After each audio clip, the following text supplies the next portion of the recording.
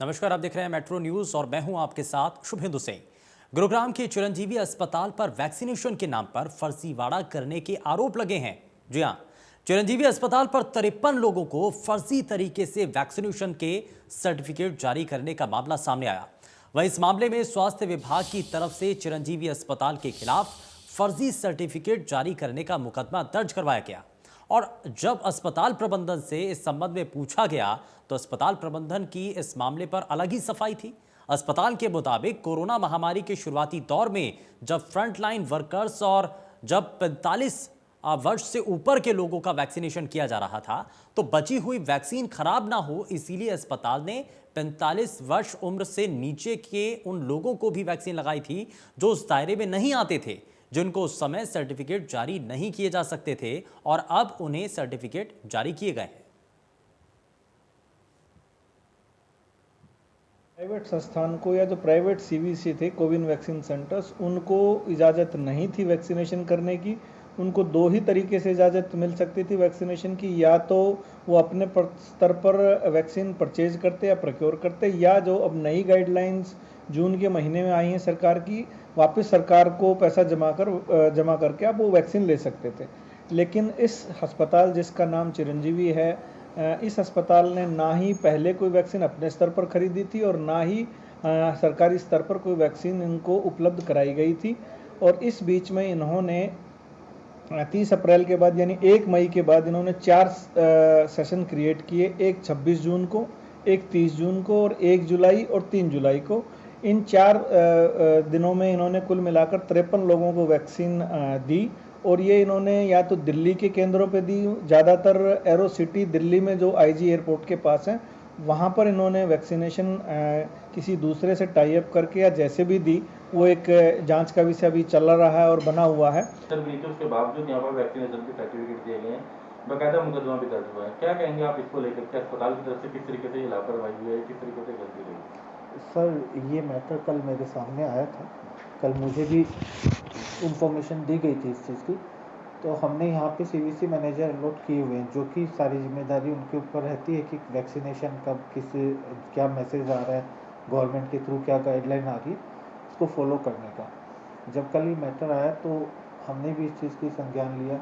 तो सारा उसके अंदर लगा कि कुछ जो मैटर जिस तरह से था वो ऐसा था कि जिस टाइम पे फर्स्ट टाइम जब इस सेकेंड वेव से पहले वैक्सीनेशन हो रहा था, उस टाइम पे काफ़ी सारी वैक्सीन ऐसी थी जो हमारी ख़राब होने की उस पर थी, क्योंकि एक वाइल ओपन कर लेते हैं तब भी ऐसा होता है कि वैक्सीनेशन वो ख़राब हो जाती कुछ टाइम पे।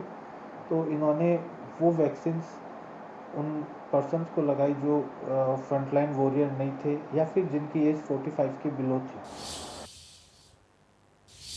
कोरोना की मार के बीच प्रदेश में प्राइवेट स्कूलों से जुड़ी एक अहम खबर सामने आई है। और इस साल हरियाणा के प्राइवेट स्कूलों में पढ़ने वाले 12.5 लाख बच्चों का डाटा पोर्टल से गायब हो गया है। जी हां, शिक्षा विभाग के पोर्टल पर छात्रों का जो डाटा अपडेट किया जाता है उसमें 12 लाख से ज्यादा बच्चों के प्राइवेट स्कूलों में दोबारा दाखिले ना होना ये शो हो रहा है। और इस मामले को लेकर सूबे के शिक्षा मंत्री कंवरपाल गुर्जर ने चिंता जाहिर की है और विभाग के अधिकारियों से डाटा गायब होने की वजह पता लगाने के निर्देश देने की बात कही है। हरियाणा शैक्षिक शिक्षा संस्था के अध्यक्ष यशपाल यादव भी इस बात से इनकार नहीं कर रहे हैं कि कुछ स्कूलों ने फीस को लेकर अभिभावकों से मनमानी की है। ऐसा नहीं हुआ कि उन्होंने डिसकंटिन्यू किया है। वो बच्चे अपनी मर्जी से छोड़कर अपने स्टेट में गए हैं, दूसरे स्टेट में गए हैं। उन हाँ, केवल और केवल उन बच्चों को डिसकंटिन्यू किया है जिनका पिछले वर्ष से ना तो जिनकी फीस आई है, ना जिन्होंने ऑनलाइन हमारी क्लास ही अटेंड की है, ना वो किसी तरह से हमारे टच में रहे हैं। तो ऐसे बच्चों का हमने जरूर डिसकंटिन्यू किया, लेकिन ऐसे बच्चे बहुत थोड़ी मात्रा में हैं। तो ऐसे बच्चों को 12.5 लाख एक बहुत बड़ी मात्रा होती है और 12.5 लाख को डिसकंटिन्यू करना पॉसिबल नहीं हो पाता। संख्या की बात है, हमारे पास तो 1.5 लाख की संख्या बड़ी है। अभी एडमिशन होगी, अभी सारा का सारा पोर्टल पे डाल दिया और वो सारा कुछ अभी हमारे सामने आया है। सरकारी स्कूलों के बारे में भी पहले इस प्रकार की थी कि यहाँ कम हुए, लेकिन वो सारा अपडेट नहीं किया था और जब अपडेट हुआ तो 1.5 लाख की संख्या ज़्यादा है। और जहाँ तक प्राइवेट स्कूलों का है तो मैं समझता हूँ कि काफ़ी कुछ जो स्कूलों ने जो है वो भी डाटा अपडेट नहीं किया और उसी वजह से मेरे ख्याल से संख्या जो है 12.5 लाख की कम दिखा रहा है अभी पोर्टल पे, अभी 12.5 लाख की संख्या कम दिखाई दे रही है। तो जल्दी अब इसका मैं पता करूँगा इसका क्या वजह क्या है, इसकी क्यों अपडेट नहीं किया उन्होंने और क्यों अगली क्लास में उनका एडमिशन नहीं किया। तो इसके बारे में अभी मैं कल ही इसके बारे में बातचीत करूँगा। जैसे स्कूल खोल दिए तो अब कोई वो ज़रूरत है नहीं उसमें, तो उसको 134A के तहत जो बच्चे हम पहले प्राइवेट स्कूल में जाते थे, तो अब हम उनको जो हमारे मॉडल संस्कृत स्कूल हैं उनमें उनका एडमिशन कराएंगे। तो प्राइवेट स्कूलों का ये सारा है, वो अपडेट नहीं हुआ इसकी। तो अभी मैं अधिकारियों के साथ बैठ के बातचीत करूँगा कल ही, और उसके बारे में पूरी जानकारी लेंगे कि कारण क्या है उसका, क्यों अपडेट नहीं किया। नहीं, मेरे अनुमान से तो यही है। देखिए, इसमें कारण तो ये भी हो सकता है कि जैसे प्राइवेट स्कूल में जैसे फीस नहीं दी हो गई होगी या कुछ और कारण होंगे, इस टाइप के कुछ ना कुछ कारण बने होंगे, कुछ ना कुछ। लेकिन जब तक उसके बारे में पूरा पता ना कर लें तब तक वो कोई ऑथेंटिक बात नहीं है। गुरुग्राम के मालिबू टाउन में मेंटेनेंस को लेकर आरडब्ल्यूए और रेजिडेंट्स के बीच विवाद हो गया। आरडब्ल्यूए ने कुछ रेजिडेंट्स के टावर में एक्सेस कार्ड को बंद कर दिया, जिससे उन्हें टावर में एंट्री के लिए परेशान होना पड़ा। जब सोसाइटी में रहने वाले लोग अपनी गाड़ी से अंदर एंट्री कर रहे थे तो कार पर लगे स्टिकर से बूम बैरियर ही नहीं उठा और सिक्योरिटी गार्ड ने भी बैरियर उठाने से इनकार कर दिया।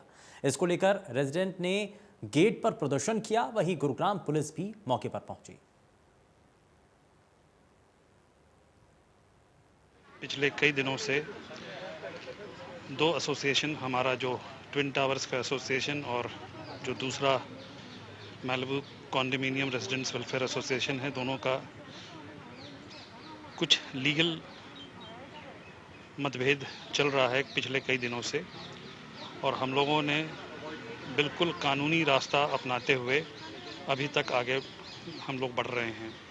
और उसका बेसिक रीज़न ये है कि हम लोग कानून अपने हाथ में नहीं लेना चाहते हैं, और इसीलिए हम लोगों ने जब हमारे ऊपर दबाव डाला गया, हम लोगों ने कोर्ट का रास्ता अपनाया।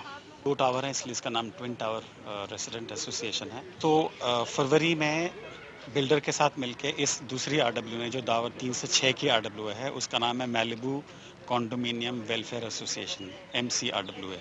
MCRWA ने इलीगली किसी रेसिडेंट्स को बताए बिना रातों रात मेंटेनेंस बिल्डर से टेक ओवर कर लिया, क्योंकि बिल्डर की बहुत सारी जो रिस्पॉन्सिबिलिटीज़ हैं, जो स्टैट्यूटरी लाइसेंस की कंडीशंस हैं, जो कंप्लीशंस थी, उसमें बहुत सारी खामियां हैं, और MCG इसको टेक ओवर करने वाला था। इसलिए बिल्डर ने इनको इलीगली हैंड ओवर कर दिया ताकि ये बिल्डर की जान छूट जाए इससे। इन्होंने टेक ओवर कर लिया और बिल्डर ने इनको हमारे दोनों टावर्स का भी मेंटेनेंस हैंड ओवर कर दिया। ये इनका क्लेम है। इन्होंने हमें कोई एग्रीमेंट नहीं दिखाया है, इन्होंने हमें कोई लाइसेंसेस नहीं दिखाए हैं, कुछ भी नहीं है। सिर्फ एक ओरल इनका ये है कि हमने टेक ओवर कर लिया है, इसलिए हम आपकी ज़िंदगी चलाएंगे। ये RW ने हमारे टावर्स में ये फरवरी and March initial take over हुआ है, तब से ये बदमाशियां हो रही इनकी। अमिता है, और मैंने ही पुलिस को बुलाया था क्योंकि पिछले 10-12 दिन से MCRWA वाले, जो कि इलीगल RW है यहाँ का, हमारा MTT RW है, MCRWA वाले हमें तंग कर रहे हैं। आज इन्होंने हमारे कांच ब्लॉक कर दिए हैं, मैं अपने घर नहीं जा सकती, और घर सिर्फ बैरियर से नहीं, बैरियर से मैं नीचे बेसमेंट में नहीं जा सकती, और बेसमेंट से मेरे घर के लिए जो लिफ्ट आती है उसको भी मैं एक्सेस नहीं कर सकती उस कार्ड के बिना। उन्होंने वो कार्ड हमारे आज डिस्कनेक्ट कर दिए हैं। मैटर स्टार्ट ये हुआ था कि एक बिल्डर है MEPL के नाम से, और एक एसोसिएशन खड़ी करी बिल्डर ने MCRW है, जिनके बीच में इलीगल ट्रांजिशन हुआ है, मतलब सारी सर्विसेज का। तो बेसिकली सर्विसेज क्या होती है, बिजली, पानी और मेंटेनेंस, सारी चीज़ें होती हैं। इनके अंदर डिफरेंस क्या होता है, एक मैंडेटरी होती है और एक नॉन मैंडेटरी होती हैं। इन लोगों ने नॉन मैंडेटरी सर्विसेज को टेक ओवर करने के बावजूद मैंडेटरी सर्विसेज के ऊपर भी इन्होंने अपना राज जमा लिया है। फिलहाल के लिए बस उतना ही। नमस्कार।